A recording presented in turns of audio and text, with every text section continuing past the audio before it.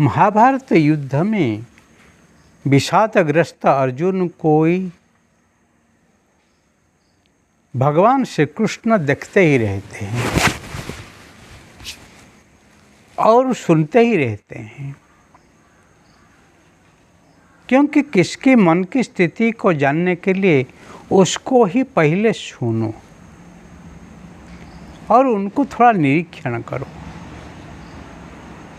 तभी ऐसी स्थिति में भगवान श्री कृष्ण को देखते ही अर्जुन उनके युक्ति को और बलिष्ठ करने के लिए और दृढ़ करने के लिए वो ही कहता है, कार्पण्य दोषोपहुत स्वभावः पृच्छामि त्वं धर्म समूढ़चेता यश्रेयस्यानिश्चितं ब्रूहि तन्मे शिष्यस्तेऽहं साधिमां त्वां प्रपन्नम्।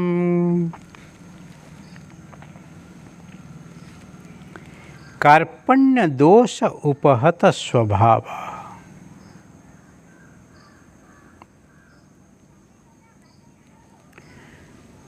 मेरे मन में जो कायरता है, जो कृपण दोष है, उसके लिए मेरे स्वभाव नाश हो गया है। धर्म क्या है अधर्म क्या है उसको विचार करने के लिए अभी मैं अशक्त हूँ। निश्चित रूप से मेरे जो कल्याण करने वाला हैं वो मुझे बताओ। हे भगवान, मैं आपके शिष्य हूँ, आपके शरण में आया हूँ, मुझे उपदेश दे के मुझे लायक बनाओ। ऐसे समर्पण भाव कोई कोई व्यक्ति को आता है। खुद जो ही अंतर्मुखी होते हैं वो ही अपने जीवन में कहाँ पर कोई कायरता है, कोई कमजोरी है, कोई कृपणता है, उसको ही विचार करते हैं। कृपणता है वो माइजर नहीं, कृपणता एक संस्कृत शब्द है। वो शब्द को किसी भाषा में भाषांतर नहीं किया जा सकता है। कृपा, कार्पण्य दोष जो ही अपने ही कर्म से ही अपने शक्ति को ही नहीं ले पाते हैं। आपके अंदर जो शक्ति है, जो महान भाव है, उसको ही अपने कर्म के माध्यम से जो बाहर नहीं ले पाते हैं वही ही कृपण है। संपत्ति हो परंतु वो संपत्ति को ही सही ढंग से सही कर्म में नहीं लगा नहीं पाते हैं, वही लोग कृपण है।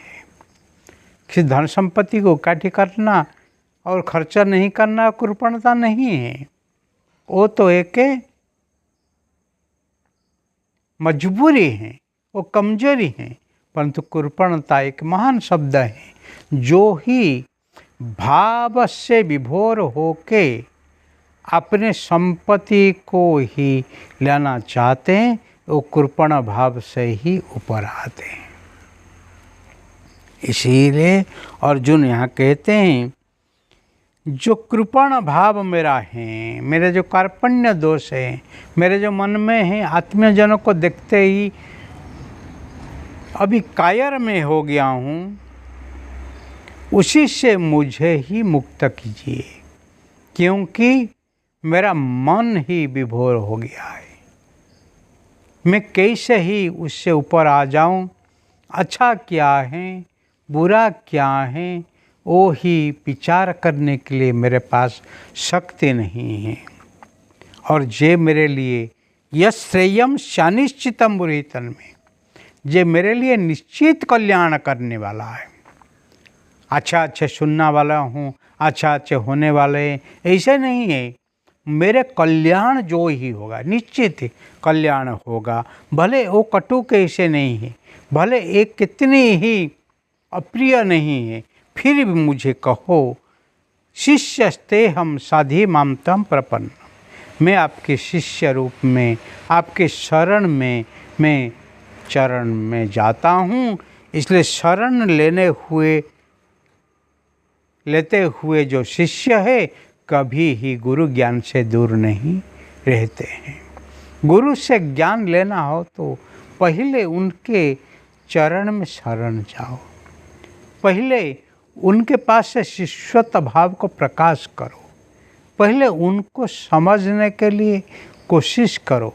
युक्ति तर्क करके व्यर्थ टाइम नष्ट नहीं करना चाहिए।